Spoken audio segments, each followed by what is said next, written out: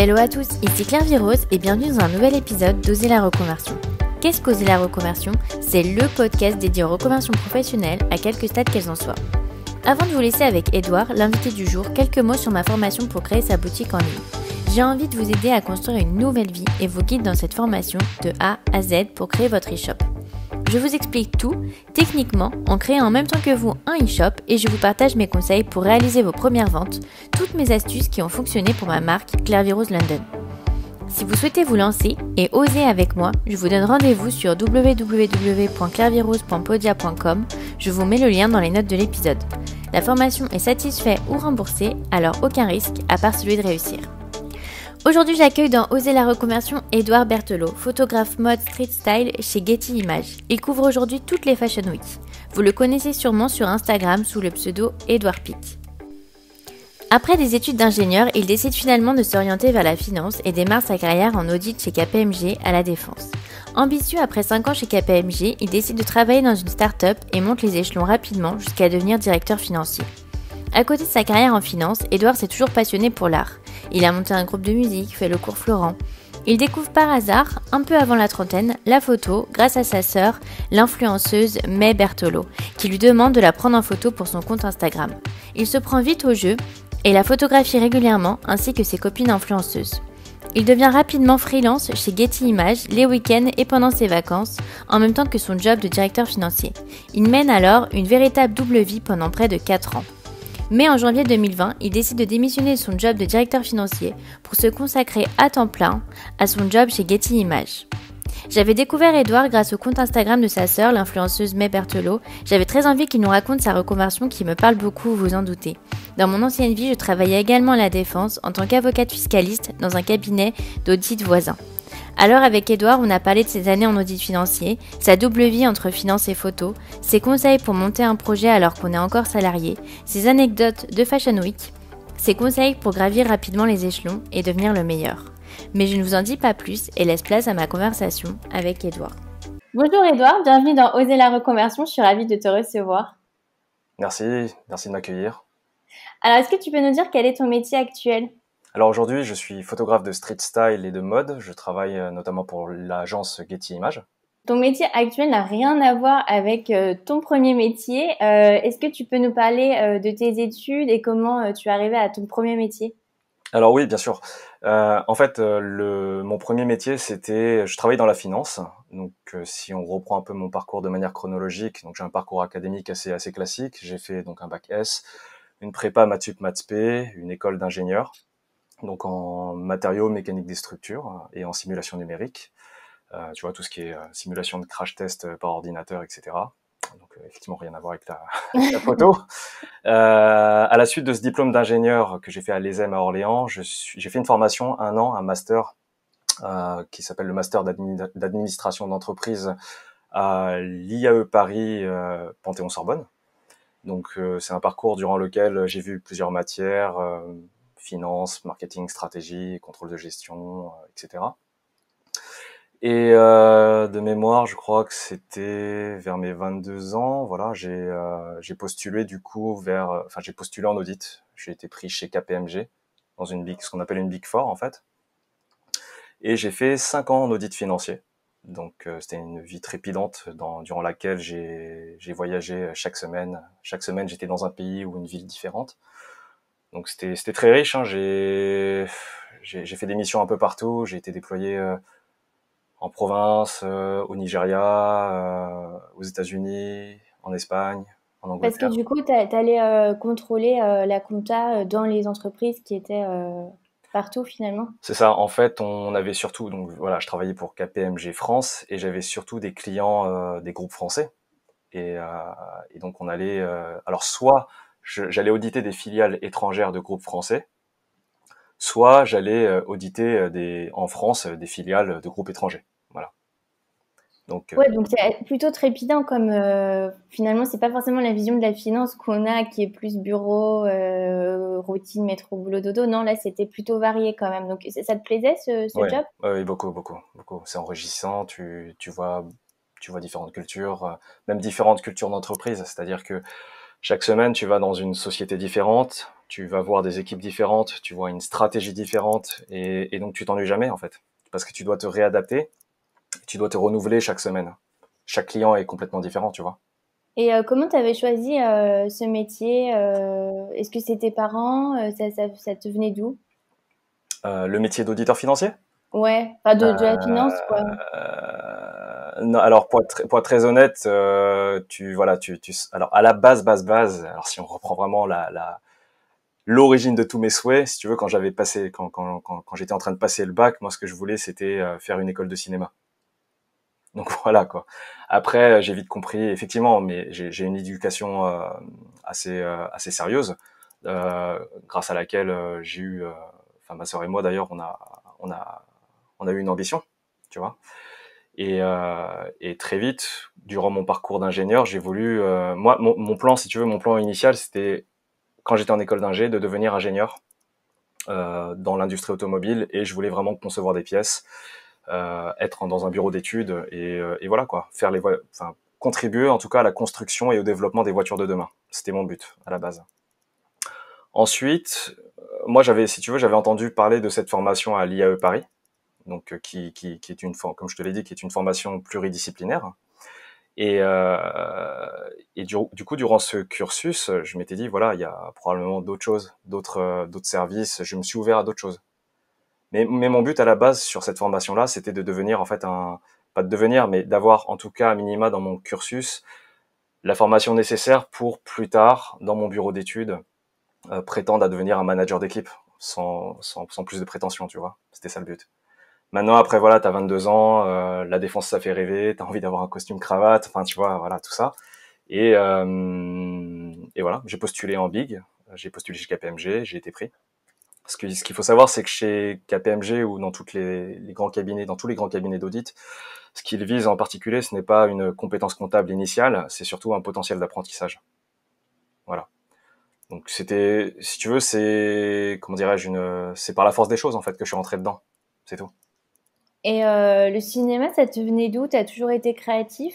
En fait, si tu veux, il y avait quelque chose d'assez singulier. En fait, depuis que je suis petit, si tu veux, et ça, on le comprenait pas dans ma famille au début. Même moi, je le comprenais pas. Dès qu'il y avait un rayon de lumière qui traversait la fenêtre, dès qu'il y avait un coucher de soleil, etc., j'étais toujours fasciné. Je restais toujours devant.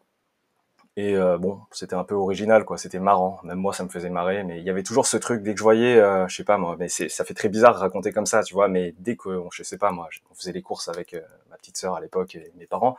Dès qu'on traversait un couloir, qu'il y avait un rayon de soleil, je m'arrêtais, je fais ah regardez, regardez, regardez. Et puis j'étais à fond dedans, quoi.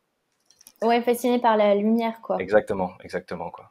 Et voilà. Mais j'ai toujours été passionné par l'art, tout ce qui est expression artistique. J'ai fait du dessin. Et après, j'ai fait de la musique, du théâtre, etc., quoi. Et le cinéma, c'était, enfin, du coup, ça reste un rêve ou non, si ça t'est passé maintenant? Non, non, non, non, ça m'est pas passé. Après, voilà, chaque chose en son temps.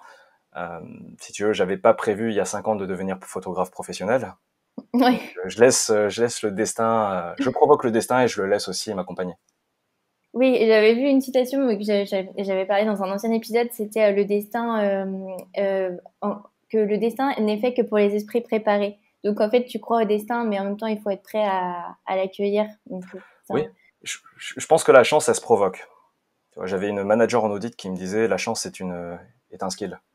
Bon, c'est, on peut réfléchir sur cette citation, mais quand même, je pense qu'il faut se préparer aux choses, comme tu dis. Donc tu fais 5 ans chez KPMG. C'est ça. Et donc après, pourquoi tu décides de changer? Parce que ça avait l'air de te plaire. Parce qu'à un moment, au bout de 5 ans, à voyager toutes les semaines dans différents pays, t'as envie de te poser quand même. T'as envie de voir autre chose. Et t'as envie aussi J'avais envie de m'inscrire, si tu veux, dans un projet à long terme dans une entreprise. J'avais pour objectif de devenir... En fait, quand t'es en audit, si tu veux, t'as deux choix. Soit tu deviens un expert comptable et tu deviens partenaire. Ton but, si tu veux rester au bout de 10 ans, 15 ans, c'est de devenir directeur associé. Soit tu as envie de rentrer de bifurquer et d'aller en entreprise, et tu cherches à devenir soit un directeur financier, un directeur général, un directeur de business unit, ce que tu veux. Moi, j'avais envie de devenir directeur financier. J'avais envie de me poser dans une société et de m'inscrire dans un projet à long terme. Donc, ce que j'ai fait en rejoignant, en fait, en 2013, de mémoire, le groupe Imagis, qui est en fait un groupe, qui était un groupe dans l'industrie du cinéma. Donc à l'époque, si tu veux, c'était une start-up qui avait quoi, quelque chose comme 80 personnes avec un chiffre d'affaires de 39,6 millions d'euros. Donc c'était vraiment une start-up, petite PME, et c'était magnifique comme projet parce que quand je suis rentré, si tu veux, on m'a engagé pour participer à l'entrée en bourse. Et j'ai vu vraiment la croissance fulgurante de ce groupe-là, qui était passé, donc je le répète, de 80 personnes, 39 millions 6 de chiffre d'affaires en 2013, à pas loin de 200 millions de chiffre d'affaires en 2019 pour 800 personnes. Donc c'était vraiment, il y avait 11 sociétés et on est passé à 53 sociétés. Donc je me suis vraiment pas ennuyé pendant ces années-là, quoi, non plus. Tu es devenu directeur financier du groupe parce que tu as monté les strates. Alors directeur du contrôle de Ouais, gestion, je reportais au directeur ouais. financier du groupe. J'étais l'adjoint du directeur financier. D'accord. Au niveau groupe. Après, j'ai été head of finance effectivement d'une business unit au niveau opérationnel. Euh, donc voilà pour mon parcours en finance. C'était très riche. Je me suis pas ennuyé, j'ai beaucoup travaillé. En fait, quand tu racontes, on a l'impression que vraiment tu voulais faire ta carrière dans la finance et puis que tu posais un peu tu vois, les strates petit à petit voilà, parce que tu avais de l'ambition et tu avais envie de grandir. Donc, tu vois, tu as fait des choix de carrière, tu as Ouais, ouais, ouais. progressé. Et du coup, ça paraît fou qu'à un moment donné, t'aies sauté le pas finalement de ta passion. Après, ça s'est fait petit à petit. Ça s'est fait progressivement. Si tu veux, alors comment je suis arrivé à la photo? Bon, ce qu'il faut savoir, comme je te l'ai dit tout à l'heure, j'ai toujours été passionné d'art de base. Donc avant d'arriver à la photo, je suis passé par différents arts. Quand j'étais dans ma vingtaine, je jouais dans un petit groupe de musique sans prétention. Voilà, je jouais dans des bars, etc. Ensuite, je me suis passionné pour le théâtre, donc j'ai fait le cours Florent, Ah en même ouais. temps que ma carrière de directeur du contrôle de gestion. Tu vois, je crois, de mémoire, j'étais diplômé en 2015. Et ensuite, comment je suis arrivé à la photo, c'était une fois on était parti en vacances avec ma sœur et des amis, et puis je lui avais emprunté son petit réflexe de l'époque, et je me suis rendu compte que je pouvais matérialiser, capter ce qui me fascinait par rapport à la lumière que je te décrivais tout à l'heure. Ça, t'avais quel âge du coup? Je sais plus, peut-être j'étais un peu avant ma trentaine, on va dire ça comme ça. Ça m'est arrivé tard. La photo m'est arrivée très tard. C'était vraiment un coup du hasard en fait. Je suis tombé, voilà, j'ai trouvé un appareil photo, je me suis amusé avec et je me suis dit il y a quelque chose à faire avec. Voilà. Donc j'ai commencé à m'acheter un appareil photo un peu plus sympa et puis entre temps, ma sœur a commencé à se lancer dans le blog de mode. Donc j'ai commencé à lui faire ses photos. Et puis elle m'a parlé d'une application sympa où on devait mettre toutes les photos au format carré, si tu vois ce que je veux dire. Donc j'ai commencé à lui faire son contenu Instagram aussi. Et j'ai commencé du coup via ma sœur, je lui dois beaucoup d'ailleurs, à, à m'intéresser à la mode en fait, à m'intéresser aux vêtements, à comprendre pourquoi on accorde les couleurs, les matières, etc. quoi.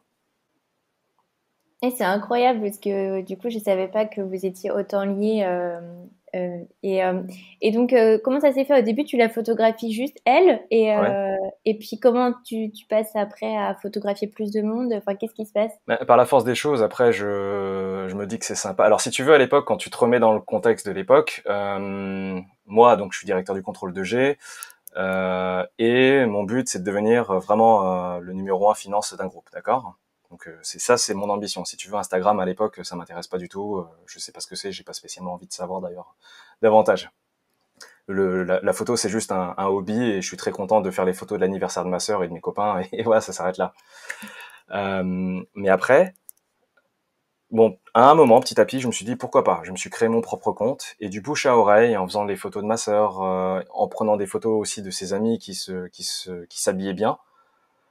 J'ai commencé à poster des photos et du bouche à oreille, les gens commençaient à me contacter. Et, enfin voilà, c'est juste ouais, une bonne réputation qui se répète et ainsi de suite, tu vois. Donc, Au début, du coup, c'était très, dans ta tête, c'était très binaire. Tu avais ton travail et puis ta passion pour un peu. Tu as toujours eu en fait un petit côté créatif comme ça pour te changer les idées, mais ça n'a jamais pour toi été l'idée d'en faire un jour ton métier. non, non, non, oui. Au tout début, non. C'était pas, j'avais pas pour objectif d'en faire mon métier. Moi, c'était juste à nouveau, c'était un hobby et une passion, et ça me faisait très, très plaisir de faire les photos de mes amis et de ma sœur. Voilà, ça s'arrêtait là. Et, Et la semaine, j'étais très content de faire mes reporting. Voilà. C'est vrai, t'avais pas du tout de manque de créativité, Non, t'arrivais non, à... non, parce que j'avais, si tu veux, à nouveau, j'étais dans une mentalité j'avais un mindset de carriériste. Donc, je voulais absolument percer dans la finance et absolument je m'étais mis comme objectif, voilà, à 40-45 ans, il faut que tu deviennes DAF, groupe. Voilà, c'est ça que je me disais.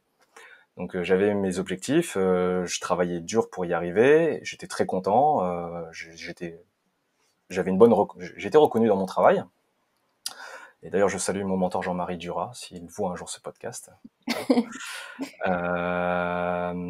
Et voilà, et j'avais la photo, j'étais très épanoui dans le côté artistique parce que je faisais des photos qui plaisaient aux gens que je photographiais. Donc d'un point de vue artistique, j'étais aussi épanoui, tu vois.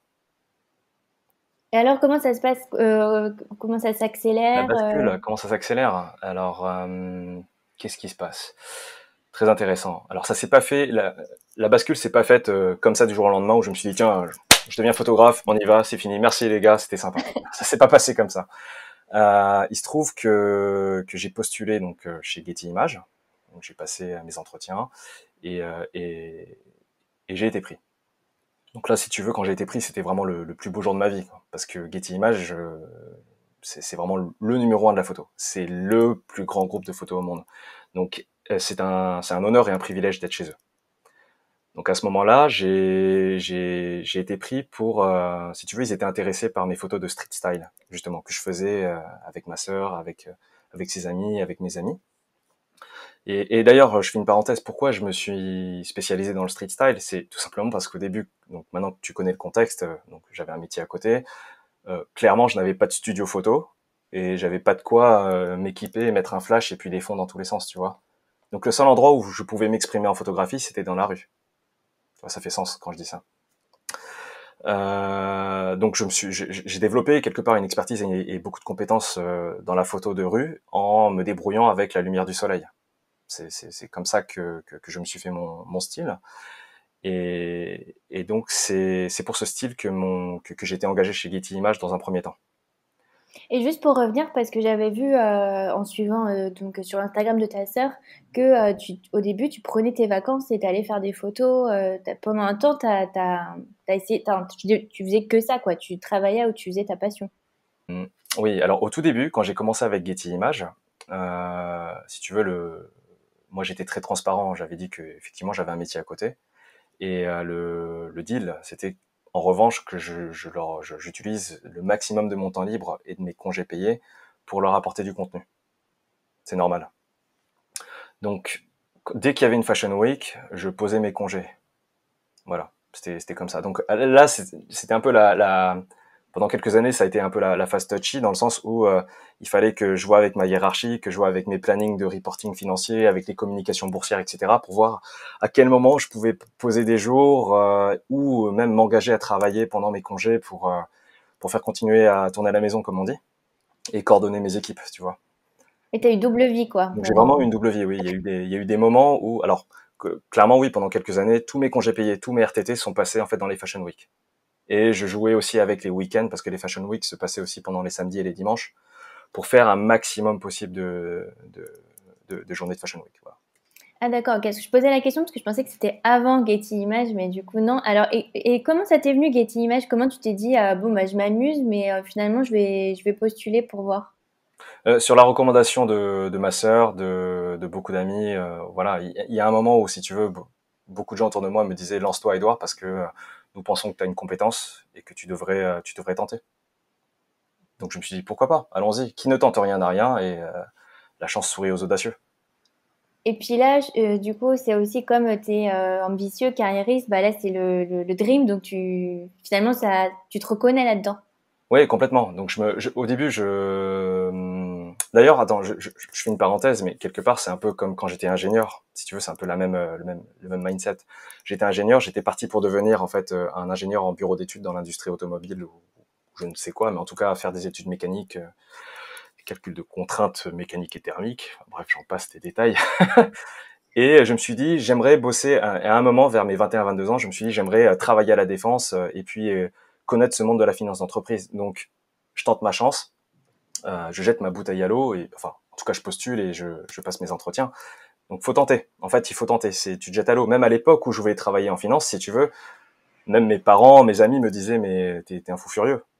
T'es un fou furieux, t'es ingénieur et tout d'un coup, tu veux faire autre chose et bosser sur des bilans et des comptes de résultats. Mais c'est pas grave, on y va, on tente. De toute façon, qu'est-ce que j'ai à perdre? On tente et je crois beaucoup, si tu veux. Alors, je crois dans le talent, ça c'est une chose, mais je crois surtout dans la valeur du travail. Je pense qu'avec beaucoup de travail, de rigueur, d'humilité et d'envie d'apprendre, en fait, tu peux arriver à faire beaucoup de choses. Donc, j'ai constamment eu ce mindset de me remettre constamment en question, d'avoir soif de connaissances et de me dire, ok, ben, je ne suis pas expert dans un domaine, mais je vais apprendre en tout cas à minima les bases et m'améliorer dedans. Voilà, c'est tout. Tu vois. Ouais, c'est un super message parce que et puis aussi saisir sa chance parce que finalement une reconversion c'est un chemin et on passe par pas mal d'étapes et puis voilà, toi tu n'avais jamais pensé à être photographe, finalement ça s'est fait comme ça et puis tu te plais et faut c'est ouais saisir les opportunités finalement et pas se focaliser non plus sur pas être fermé d'esprit quoi. Ouais, exactement. Et si tu veux, ce concept de se jeter à l'eau, comme on dit, quelque part, je le connais depuis le début de ma carrière. À nouveau, le passage d'ingénieur à financier, c'était déjà un saut dans l'inconnu. Et puis ensuite, le passage de l'audit, où tu as une vie trépidante, où semaine après semaine, tu es chez des clients différents, où t'es quand même dans un des plus grands cabinets d'audit au monde, basé à la Défense, où tu passes de ça à une start-up. Il faut se rappeler qu'à l'époque, quand j'ai rejoint Imagis, c'était une start-up. Et on ne savait pas ce qu'elle allait devenir. Donc c'était un pari. Donc on se lance dans le pari, on y va. Je ne sais pas où ça va m'amener, mais je sais que je vais donner toute mon énergie pour faire en sorte que ça se passe le mieux possible. Et alors, question plus organisation pour les auditeurs qui veulent se lancer comme ça dans leur dans un side project tout en gardant quand même enfin, la sécurité du salariat, comme toi tu l'as fait quand tu as fait les deux en même temps. Est-ce que tu as des conseils pour s'organiser? Comment on fait pour gérer les deux? Je sais pas trop quoi dire là, très sincèrement. Est-ce que j'ai des conseils pour concilier les deux? Il y a une chose qui est sûre, c'est qu'à un moment, si vous, aux auditeurs qui nous écoutent, si vous faites comme moi et que vous voulez concilier deux choses en même temps, va falloir faire un sacrifice dans votre vie privée. Donc moi, si tu veux, pendant quelques années, quand j'ai fait les deux en même temps, j'ai vraiment travaillé comme un fou. J'ai travaillé, il n'y a pas un soir où je me suis pas couché avant 3-4 heures du matin. D'accord? Donc ça, faut le savoir. J'ai encore sûrement dans mes archives vidéo des moments où je suis en pleine Fashion Week devant le Grand Palais avec en fait j'avais une oreillette avec mon équipe au téléphone en train de, je sais pas, de gérer un point à 2-3 millions d'euros, en train de me dire bon, comment on fait pour communiquer ça à la bourse, comment on gère ce point de consolidation, peu importe. Et à ce moment-là, une Chiara Ferragni qui passe et je suis en train de mitrailler. Non, mais c'est vrai, il s'est passé plein de moments comme ça où t'es obligé de t'as ton cerveau qui doit, alors t'as ta partie réflexe qui doit shooter et capter le bon moment et ta partie on va dire réfléchie qui doit percuter et piger, analyser, etc. Tu vois. Et comment ça s'est passé quand tu as annoncé à tes boss que tu allais bosser pour Getty Images? J'étais très transparent avec eux, si tu veux. Au début, je leur disais voilà, je suis pris de photos, je suis passionné de photos. Je travaille avec une agence, mais ça n'en, si tu veux, j'étais, comment dirais-je, là où j'étais très transparent, et c'est peut-être un conseil que je peux donner aux auditeurs qui veulent se reconvertir et qui sont dans cette phase entre deux, soyez toujours transparent. Dites quand vous prenez des congés, ben dites votre projet à côté et n'essayez pas de cacher quoi que ce soit parce qu'à un moment les choses se savent. À un moment, même pour vous, si vous voulez, votre comportement va changer si jamais vous n'êtes pas transparent avec les autres. Moi, j'ai toujours voulu être, comment dirais-je, clair avec moi-même et avec les autres. Donc, je l'ai tout de suite dit à mes patrons. Voilà, j'ai un projet à côté. Je vais prendre sur mes congés payés dans certaines phases de l'année. En revanche, je m'engage à délivrer. Je m'engage à fournir les résultats attendus. Donc, j'ai aussi eu la chance d'être dans un groupe d'avoir des patrons qui étaient compréhensifs avec moi. La contrepartie, c'est que je me donnais à 200%. C'est-à-dire que même en pleine Fashion Week, ça m'est arrivé de prendre l'Eurostar, d'arriver à Londres, de préparer mon matériel pour le lendemain être au premier show à 9 heures, mais à travailler jusqu'à 4 heures du matin parce qu'il fallait délivrer un reporting group. Tu vois, et dans l'autre sens, Je rentre de ma Fashion Week, je crois que c'était à Milan, je prends un avion, je rentre chez moi à 23h30, j'ai photographié je ne sais combien de modèles, et le lendemain à 8h pétantes, il y a un call avec des investisseurs dans le cadre d'une session d'activité. On est en pleine due deal. Déjà toute la semaine, juste après retoucher mes photos, j'ai travaillé sur le délivrable, enfin le PowerPoint, etc. Et je me fais violence pour être prêt, connaître mon speech, connaître mon pitch, connaître les chiffres, etc. Tu vois. Donc je devais être carré et être à 200% à la fois pour la photo et à la fois pour la finance. Mais ça demande beaucoup d'énergie et une bonne condition physique, hein, clairement. Ouais. Et comment t'as fait pour assumer finalement? Parce que bon, moi je vois que j'étais avocate et j'avais dit à personne que j'étais sur Instagram. Ouais. J'avais peur en fait des réactions et même quand je suis partie, je l'ai pas dit en fait. J'ai juste dit que je faisais une petite pause, mais j'ai pas du tout assumé. Toi, comment t'as fait? Est-ce que finalement tu l'as assumé tout de suite? Ça n'a pas été un problème pour toi? Non, non. Pourquoi ce serait un problème? Tu dis que tu vas prendre des photos dans des fashion week. Enfin, c'est super, Hein, non? ouais, est-ce que c'est des milieux qui sont quand même assez conservateurs? Euh, En général, les gens ne sont pas très créatifs dans ce type de... Enfin, ils n'ont pas forcément de passion de ce style, donc ça peut être parfois... Enfin, ça peut parfois faire peur. Hum, Non, toi, ça n'a jamais été un problème pour toi. Non, parce qu'en contrepartie, quand je suis dans mon rôle de financier, je suis très sérieux, je suis très carré, je fais mon travail et comment dirais-je, je suis précis dans ce que je dis. Donc à partir de là, il y a aucun problème. Je fais mon job, je le fais bien, en tout cas le mieux possible. Je rends mes travaux à l'heure, je les rends le mieux possible. Je suis prêt à me remettre en question, je suis prêt à discuter. Si tu veux, je viens pas en disant voilà, je vais le faire et on discute pas. J'amène le sujet et après je discute et on dit voilà comment on s'arrange et comment on fait. Euh, je crois que j'étais boulevard des Italiens de mémoire. Il y avait un défilé de mode et à ce moment-là, il y a un call qui intervient, un call avec une banque d'affaires, tu vois, dans le cadre d'une due deal. Bon bah là pareil, là tu mets ton micro en mute et tu le démutes seulement quand tu prends la parole et tu te concentres vraiment sur le call et tu mets ton comment dirais-je, tu mets le mode photographe en mode pilote automatique qui lui donc photographie etc. et t'analyses les choses. Mais bon, je sais pas, en tout cas je pouvais le faire. Ouais, après aussi, je pense que la différence, c'est que toi, tu étais plutôt haut placé, donc finalement, tu avais la capacité de travailler à distance, ils te faisaient confiance. Par rapport Hum, à quand on est plus jeune, ça peut être compliqué, tu vois, c'est une bonne question. C'est une bonne question. Je pense pas que ce soit une question de grade, en fait. Je pense pas que ce soit une question de grade parce que même avec mes équipes, je leur ai toujours dit, organisez-vous comme vous voulez. Je vous encourage à avoir des passions et avoir une vie à côté parce que, si tu veux, bon, si on parle des financiers, si à 50 ans je me dis que ma vie ne s'est résumée qu'à des tableaux Excel extrêmement bien cadrés, j'aurais été un peu triste. Voilà.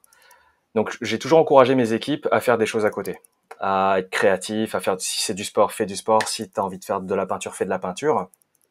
Et moi, je suis persuadé qu'on a les meilleures équipes lorsque les gens à l'intérieur sont épanouis dans leur vie personnelle également.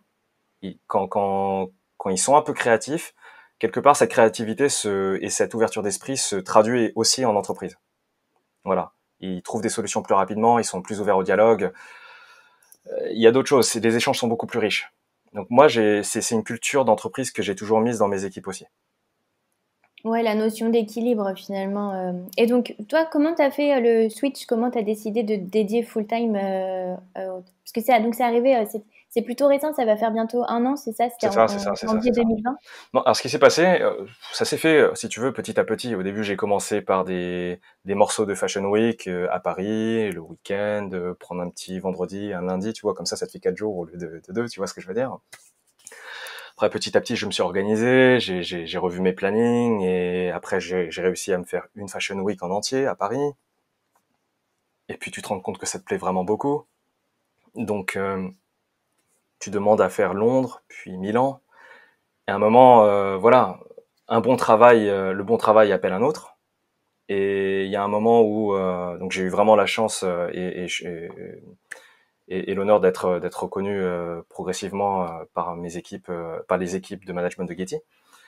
Et il y a un moment où on m'a donné le feu vert pour couvrir toutes les Fashion Week, donc Paris, Londres, New York et Milan. Si tu veux, quand tu les fais toutes, ça te prend déjà un mois par saison à chaque fois, au moins un mois par Ouais. saison. Donc là, tu te rends compte qu'au niveau planning, ça tiendra pas. Tu pourras pas, je pouvais plus en fait faire quelques jours de RTT par-ci, quelques jours de congés payés par-là. Si je me décidais de faire toutes les Fashion Week, et en plus, ça tombait pile au moment des clôtures. Donc là, Ouais. c'était juste impossible en fait. Si tu veux, dans un groupe coté, tu as toujours des quarterly reviews où en fait ça tombe en mars, en juillet, en septembre et en décembre. Donc, bah, comme par hasard, la Fashion Week Fall Winter c'est février-mars et puis Spring Summer c'est septembre-octobre. Donc, à un moment, il y avait un choix à faire. Et clairement, ce qui me faisait donc l'année arrivée 2018-2019, je sentais que ce qui me faisait vraiment vibrer, c'était la photo, c'était le street style. J'adorais ça. J'adorais bosser pour Getty. J'adorais aller dans la rue pour shooter des moments, des instants volés, tu vois, en dehors des défilés de mode. C'est le street style, c'est vraiment quelque chose que j'adore, qui me passionne. J'aime beaucoup ça. Et je voulais vraiment tester ce lifestyle. Je voulais vraiment parcourir le monde, voyager, tu vois, aller de lieu en lieu. Même une journée de Fashion Week, tu vois, de street style, où tu pars d'un lieu de défilé à l'autre en prenant soit le vélo, soit y aller à pied, soit le métro. Il y a quelque chose de trépidant là-dedans, tu vois. Tu t'ennuies jamais. Et tu photographies en permanence de beaux sujets. Non, c'est super. Vraiment, je voulais le faire. Et je me suis dit, si tu veux, voilà, t'as ton poste de directeur du contrôle de gestion qui est très confortable, dans lequel t'es installé et dans lequel t'as atteint un certain niveau. Et à côté, t'as le leader mondial de la photo qui te dit, OK, Edouard, t'as le feu vert, tu peux couvrir toutes les Fashion Week maintenant. À ce moment-là, j'avais 35 ans.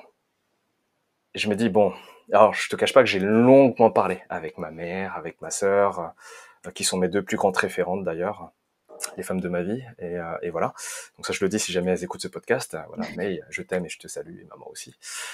Euh, je- à ce moment-là, tu te poses 1 million de questions. Et donc là, on passe par tous les stades émotionnels, la peur, la panique, puis la confiance en soi à un moment. Enfin, tu passes par tous les stades possibles et imaginables. Tu te poses 1 million de questions, tu dors plus. Tu te dis, qu'est-ce que je fais? Parce que j'ai travaillé tellement longtemps, si tu veux, j'avais travaillé pendant presque 11-12 ans en finance pour atteindre le but que je m'étais fixé en début de carrière. Et puis tout d'un coup, t'as cette proposition qui arrive que t'avais pas prévu quand t'étais un gamin enfin, quand un gamin, pardon, quand t'étais en début de carrière à 20 ans.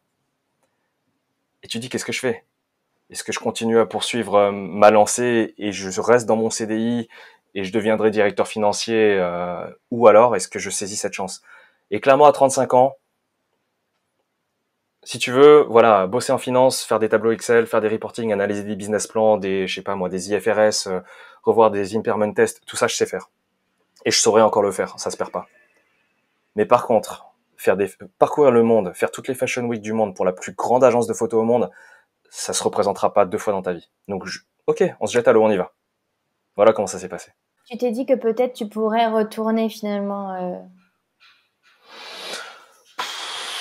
Oui et non. En fait, si tu veux, il y avait plusieurs facteurs. Un, à nouveau, hein, j'étais vraiment passionné par ce que je faisais. J'adorais l'ambiance dans l'agence et ça faisait déjà quand même quelques mois que ça commençait que je commençais à cogiter, à me dire est-ce que je fais le switch ou pas. Je me suis posé la question parce que si je reprends un exemple quand j'étais en Fashion Week, si tu veux, il y a des moments où j'étais donc à nouveau, hein, si on remet le contexte, j'étais en RTT, d'accord. Je faisais mes Fashion Week, je prenais en photo Chiara Ferragni, Olivia Palermo, toutes les femmes les plus stylées et les plus belles du monde. Et puis, et à chaque fois que je finissais une Fashion Week et que j'atterrissais d'avion, ben le lendemain, même si j'adorais ce que je faisais, c'était quand même douche froide, hein, te retrouver devant un management committee, devoir expliquer des chiffres et pourquoi en fait tel business unit est en perte ou en profit, etc. Il y a un moment quand même, tu sais, ça fait quand même des douches froides au cerveau tous les 2 mois, quoi. Donc je me posais la question, qu'est-ce qui vraiment te fait vibrer? Et ce qui me faisait vibrer, c'était de courir dans la rue, de faire des photos, de faire des belles choses, de faire plaisir, etc. quoi. Donc voilà. À un moment, à nouveau, quand l'agence m'a dit go, si tu le veux, on te propose de faire toutes les Fashion Week. J'ai saisi l'opportunité et je me suis dit peut-être que je le regrettais, mais là aujourd'hui non, je le regrette pas. Je suis très heureux. Je suis même le plus heureux des hommes au monde là, tu vois. T'as fait ça pendant combien de temps de faire les deux en même temps? 4 ans. Ah ouais, 4 ans quand 4 ans, même. ouais. 4 ans, j'ai pas pris de vacances, ouais. 4 ans de double vie. Exactement, ouais. Et alors, t'as été soutenue par ton entourage dès le début Sur quelle phase? pour switcher définitivement, t'as été soutenue par ton entourage tout de suite? Ah, pour switcher? Oui. Ouais. Oui, oui, oui. Justement, c'était assez surprenant, si tu veux. Autant quand j'étais encore un adolescent et que je voulais faire du cinéma, tu te rappelles, mes parents m'avaient vite encouragé plutôt à faire maths sup, en me disant si tu veux un métier, t'as intérêt à faire des maths, voilà. Euh, Autant là, en fait, ma mère et ma sœur, si tu veux, et même mes amis, avaient vu que je m'épanouissais tellement, que j'étais tellement heureux dans ce que je faisais quand je rentrais de Fashion Week, qu'à un moment, voilà, tous mes proches m'ont dit, écoute, Edouard, enfin, c'est ce Edouard-là qu'on aime. Donc, si c'est ça qui te rend heureux, fonce. Et tu le regretteras pas. Voilà, ils m'ont tous encouragé. Et ils m'ont dit, et j'en ai même parlé, si tu veux, avec ma hiérarchie. J'en ai parlé avec mon ancien PDG de l'époque, Jean Misrahi, que je salue d'ailleurs sur le podcast si un jour il le voit aussi. Euh, D'ailleurs, parenthèse, je fais beaucoup de parenthèses, mais encore une parenthèse, j'ai eu la chance de travailler dans un groupe où la culture de l'entrepreneur était encouragée. Si tu veux, ce groupe-là, à nouveau, avait été créé d'un grand pari. Jean Misrahi, à l'époque, s'était lancé dans un pari. Donc, il avait mis son argent personnel, en fait, pour construire cette start-up qui a grossi. Donc, il comprenait mon état d'esprit. Il comprenait mon envie de devenir un entrepreneur, de me lancer et de prendre un risque. Donc, j'ai eu la chance aussi d'être entouré dans mon milieu professionnel de personnes qui comprenaient ce mindset d'entrepreneur et de se jeter à l'eau. Donc, les encouragements, je les ai eus non pas seulement en fait dans mon milieu personnel, mais aussi dans mon milieu professionnel. Voilà. Et est-ce que tu regrettes maintenant de ne pas l'avoir fait plus tôt? Justement, oui, si. Alors, je pourrais te donner deux réponses. Je pense que la première, c'est que les choses arrivent quand elles doivent arriver. Je suis quand même un fervent croyant du destin. Tu vois, à nouveau, quand j'étais ingénieur, si je me replace jeune ingénieur de 20 ans, je me serais jamais dit qu'à 35 ans, je serais directeur du contrôle de gestion d'un groupe. Voilà, à l'époque, je ne savais même pas ce qu'était un débit ou un crédit. Enfin, tu vois, c'était pas du tout le même monde. Euh, et quand j'étais un jeune responsable du contrôle de gestion à 28 ans, je m'étais jamais dit à 35 ans, tu vas faire une bascule et même à 34 ans, tu seras en train de couvrir des Fashion Week. Je ne savais même pas ce qu'était la Fashion Week à l'époque. Donc, je crois dans le destin. Et pour répondre à ta question, est-ce que je l'aurais fait plus tôt? Oui, je pense que je l'aurais fait plus tôt. Parce que justement, je pense que c'est le doute et le questionnement perpétuel qui a ralenti en fait ma prise de décision, tu vois. Donc, Ouais. Tu penses que c'est parce que tu te faisais pas assez confiance? oui, et puis à nouveau, tu pars quand même d'un CDI et tu te lances dans la voie de l'entrepreneur. Donc, ça veut dire que tu montes une entreprise. Ça veut dire qu'en fait, ta rémunération vient par le chiffre d'affaires que tu crées. Tu vois, à nouveau, je pense que si les auditeurs écoutent, effectivement, quand tu es en poste et que tu es en CDI, tu as toujours la même somme d'argent qui va rentrer. Quoi qu'il arrive, quoi que tu fasses, tu as une somme d'argent qui va rentrer. Quand tu es entrepreneur, tu dois créer ton chiffre d'affaires, donc tu dois te battre en permanence, en permanence, en permanence. Il faut rien lâcher. Donc il faut croire en toi, il faut avoir beaucoup de confiance en soi, et il faut être humble aussi, savoir se remettre en question, et comme je le disais tout à l'heure, il faut avoir envie d'apprendre et de s'améliorer constamment. Parce que peu importe le milieu dans lequel tu es, ça peut être la photo, ça peut être, je sais pas moi, si tu as envie de te lancer dans le service à la personne, quoi qu'il arrive, la technologie avance, les méthodes, enfin la technologie évolue, les méthodes évoluent, et ce qui est bien aujourd'hui deviendra obsolète demain. Donc il faut constamment se remettre en question. Voilà, c'est ça que je peux donner comme conseil aussi aux auditeurs. Toujours benchmarker, toujours chercher à s'améliorer. Parce que personne t'attendra. Voilà, quel que soit le milieu dans lequel tu travailles, personne ne t'attendra. Ouais, et puis toujours des nouveaux concurrents parce que finalement, il y a toujours des gens qui se lancent aussi. Donc, Oui, ça, t'as toujours quelqu'un qui peut venir de se lancer et puis finalement te dépasser, même si, parce que voilà, il va apprendre plus vite ou. oui. Et quel conseil tu donnerais pour se former en photographie puis pour développer sa clientèle si tu avais un conseil à donner? Hum, Je pense c'est comme dans tout, en fait, c'est pas que en photographie, d'une manière générale, pour s'améliorer dans un domaine. Et là, ce que je vais donner est très général parce que quelque part, c'est la méthode que je m'appliquais aussi en finance, tu vois. Et ça rejoint ce que je t'ai dit juste avant. Il faut être curieux de tout. Donc, en photographie, il faut voir ce que font les autres. Il faut voir. Tu vois, on a la chance quand même d'être en 2020 où on a Instagram et t'as accès vraiment à tous les styles de photographie au monde.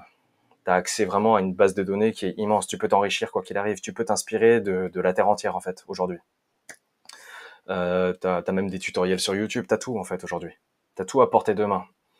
Et bien pareil en finance, tu vois, si je reprends exactement la même chose, alors bon là je vais pas sur Instagram pour voir les meilleures normes comptables, hein, mais tu restes en veille réglementaire, tu vois, t'essayes d'avoir un temps d'avance et voir quelles sont les règles qui vont changer, ne serait-ce que dans le maniement de l'outil Excel qui reste important, t'essayes de voir les nouveaux outils qui apparaissent, tu vois, t'essayes de voir les meilleurs ERP, les évolutions des derniers ERP, enfin tu t'améliores constamment. À nouveau, c'est curiosité, remise en question, humilité. Hein. C'est toujours les concepts de base. Hein.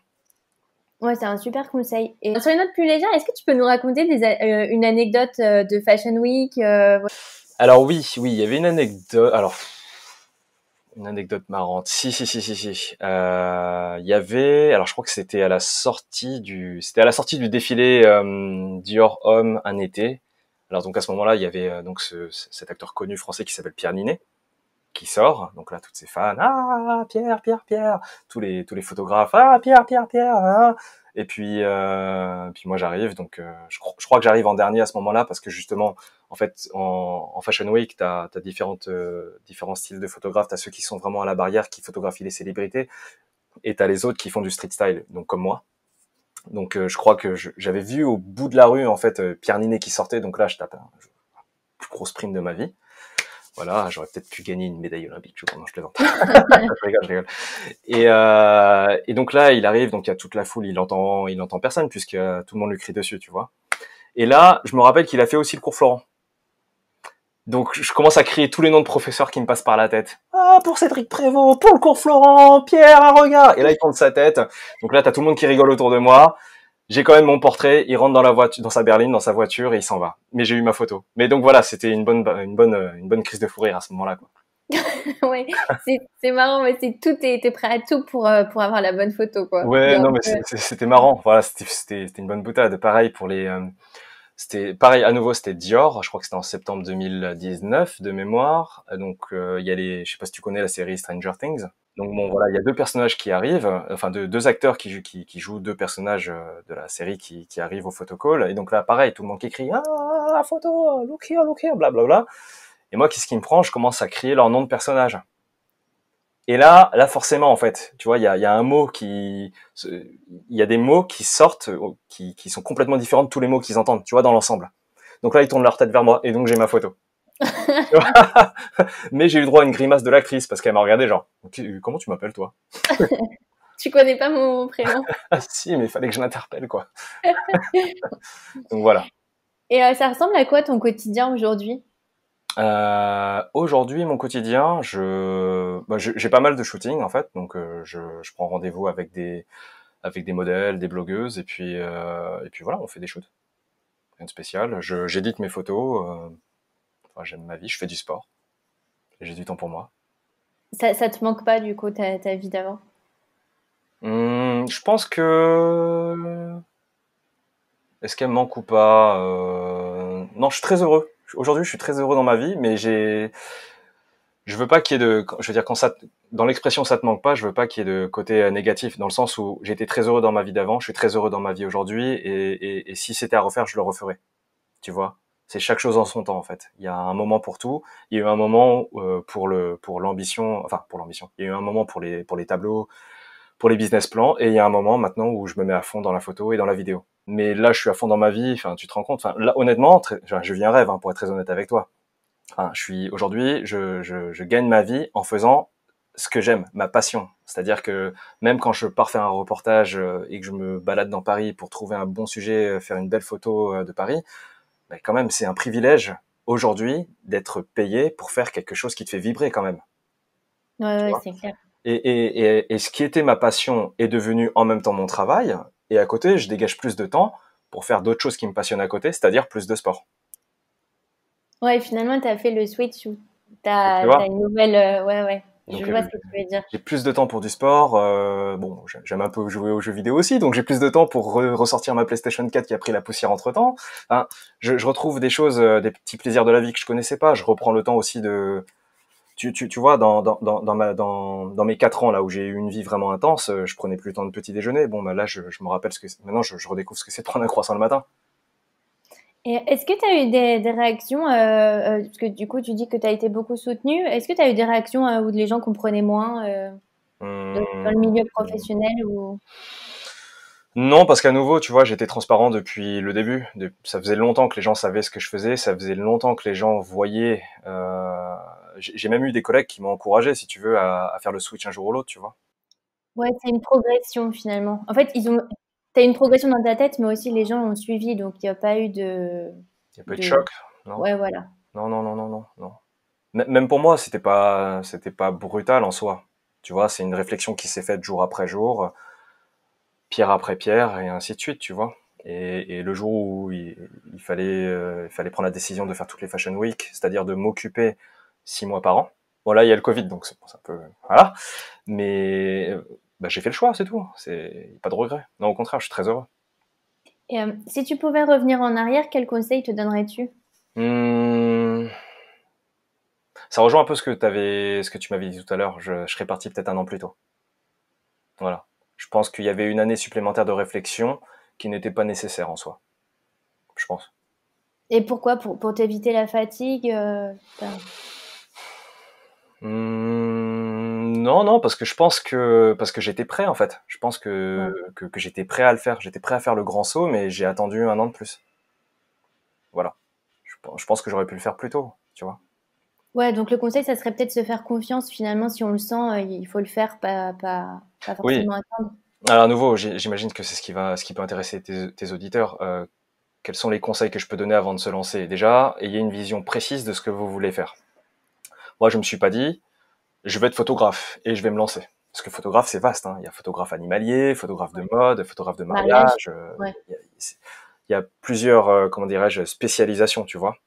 Moi, je savais exactement ce que je voulais. C'est-à-dire que mon rêve de l'époque, au moment où je réfléchissais à faire la bascule, c'était, moi, je veux vraiment, vraiment, vraiment vivre au moins quelques années à parcourir le monde et à faire toutes les Fashion Week, et à faire du street style et avoir cette vie trépidante, tu vois, de faire un show, de courir dans tous les sens, de prendre 10 000 photos et puis ensuite après de te poser dans un café et puis de réenchaîner sur un autre show. Je voulais ça, je voulais cette expérience-là, tu vois. Et puis le lendemain d'être à Londres, puis le lendemain à Milan, puis le lendemain à Paris, et puis rebelote, etc. Je voulais vivre cette adrénaline, tu vois. Donc je savais exactement ce que je voulais. Et j'avais déterminé mon plan. Voilà. Donc ce qu'il faut, c'est pour les jeunes entrepreneurs ou les gens qui ont envie de passer le pas plutôt, sachez exactement ce que vous voulez faire. Vous dites pas, enfin, il ne faut pas se dire, pardon, il ne faut pas se dire, je pars faire ça et on verra bien. Non, il faut savoir exactement ce que tu veux faire. Ensuite, essaye de faire quand même une projection sur 2-3 ans. Essaye de voir essaye de te faire un petit business plan quand même. Ne te lance pas à l'eau. Parce qu'à un moment, il faut quand même manger. Donc, quelle est la typologie de clients, quels sont les clients, comment tu vas les atteindre. Essaie de te faire une idée. Te dis pas la fleur au fusil, tiens, je vais conquérir le monde de la photo ou n'importe quel autre secteur. Et puis, tu crées ta société. Et puis, bon, bah voilà. Maintenant, j'ai mon Mac. C'est bien. Tu vois, faut pas faire ça. Ça, c'est l'adjoint financier un peu qui parle. Le directeur adjoint financier. Ouais, ouais, c'est un peu ça. Oui, oui, bah, oui, c'était un peu, bah, quelque part, c'était un peu mon rôle. Voilà, quand on devait faire un investissement et qu'on devait racheter une société, bon, attendez, on va voir leur bilan et leur compte de résultat, leur projection de cash flow, leur business plan, on va voir si c'est rentable pour nous et si on met 10 millions sur la table, est-ce que c'est pour en récupérer X millions au bout d'un certain temps, tu vois? Donc oui, c'est un peu la même logique, mais c'est toujours pareil. Si tu fais un investissement et que tu fais quelque part un sacrifice, il faut pas que ce soit vain, ou au moins que t'aies bordé toutes les, comment dire, que t'aies retourné toutes les pierres possibles. Tu vois ce que je veux dire? Mm. Après, ce que je trouve super intéressant dans ce que tu dis, c'est le fait d'apprendre et que tout s'apprend. Je pense que c'est le plus important dans une reconversion, en fait, de se Ouais. rendre compte que Il faut pas forcément aller à l'école, il faut pas forcément être doué particulièrement. En fait, tu peux tout apprendre et tout est possible avec du travail.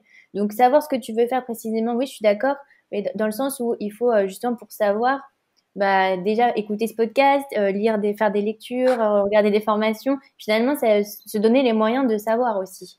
Tu vois ce que je veux dire? Ça va pas te tomber du ciel un jour. Ah Non. bah précisément, je veux faire ça. Il faut que tu te renseignes, que tu parles. Tu vois, il y Non, a... non, non, c'est vrai. Ça rejoint ce qu'on se disait, personne ne t'attendra. Ouais. Et même en entreprise, en fait, personne ne t'attendra, dans le sens où, tu vois, si on reprend mon exemple, j'aurais très bien pu rentrer dans une société et puis ne jamais évoluer. Mais pourquoi est-ce que j'ai évolué? Parce que je me suis manifesté, parce que j'ai demandé des promotions, mais enfin, je les ai pas que demandées, j'ai travaillé dur pour les avoir, tu vois. Donc, donc voilà, il faut, si tu veux, voilà, il y a un triptyque que j'ai appris à nouveau de mon mentor Jean-Marie Duras. Il faut bien faire, savoir faire et faire savoir. Voilà. Et puis un autre mentor, tiens, je vais le citer puisqu'on y est, donc Jean Firôme aussi que je salue si jamais il regarde ce podcast. Il, il y a un enseignement qu'il m'avait donné qui était, bon, là si tu veux on va faire la liste des enseignements et puis je pense mais même blague à part, je pense que ce sont des phrases qui peuvent comment dirais-je être bénéfiques pour tes auditeurs. Donc il y a le bien faire, savoir faire et faire savoir. Ça c'est très important. Donc là, le bien faire, ben quelque part, bien faire et savoir faire, c'est te documenter, c'est t'adapter, apprendre et puis pratiquer pour être vraiment, enfin viser l'excellence technique, parce que tu ne peux pas avoir de reconnaissance sans être bon en fait, tu vois. Donc bon, je dis pas que je suis excellent, je dis juste que j'ai travaillé dur pour avoir un certain panel de compétences qui fait que j'ai une reconnaissance aujourd'hui. Mais il y a bien évidemment bien meilleur que moi et dans le monde, tu vois. Mais je travaille dur et je me remets en question tous les jours pour m'améliorer chaque jour, techniquement parlant en tout cas. Donc il faut toujours viser l'excellence technique, opérationnelle, et le faire savoir. Aujourd'hui c'est facile, t'as les réseaux sociaux. Enfin c'est facile. C'est beaucoup plus facile à l'époque où, si tu veux, le seul réseau social qu'on pouvait avoir c'était MySpace. Hein. On Mmh. s'en rappelle, hein, tu vois. Donc si tu veux, le monde a changé. Aujourd'hui, tu as 1 million de plateformes. T'as TikTok, t'as Instagram, t'as Twitter, t'as Facebook, t'as YouTube. Tout est à portée de main. Et en plus, avec juste un téléphone, maintenant, on peut faire, tu vois, cette interview là comme ça, quoi. Bon, à l'époque, il fallait un énorme PC, un setup digne de la NASA, quoi. Ouais, ouais. Tu vois, le micro, chaque micro coûtait 2 000 euros. Enfin, enfin, tu vois, à l'époque, c'était impossible. Donc voilà, tout ça pour dire. Donc ça, ça, c'est le premier, la première phrase. La deuxième, c'est euh, travailler 2 fois plus que les autres et être exemplaire. Voilà, ce que me disait un des directeurs financiers que un des autres directeurs financiers que j'avais côtoyé, donc Jean Firôme, durant mon parcours dans le groupe Imagis, c'était tant que tu travailles toujours plus que les autres et tant que tu es exemplaire en fait, donc c'est-à-dire courtois, poli, professionnel, normalement, tu arriveras toujours à trouver à un certain moment du travail. Et je le rejoins là-dedans. Il faut toujours être courtois. Si tu veux, mon comportement, le professionnalisme que j'ai pu et la rigueur que j'ai développée en audit et ensuite dans mon parcours de directeur du contrôle de gestion, ce sont des méthodes que je m'applique aussi aujourd'hui dans la photo. Quand je vais en clientèle, quand je dois faire un film pour une marque, ben j'ai un client, j'ai un cahier des charges, je reste courtois, professionnel, je suis à l'heure, je respecte son cahier des charges, j'essaye d'avoir la qualité, la meilleure qualité possible par rapport à ses attentes, et je suis à son écoute. C'est pareil que ce que je faisais en finance. Même quand tu es en CDI, il y a toujours, et d'ailleurs c'est intéressant aussi pour ceux qui sont aujourd'hui en poste, messieurs dames, quand vous êtes en CDI, vous avez quoi qu'il arrive une relation de client-fournisseur. Même si on s'en rend pas compte, on reste fournisseur d'un client en interne.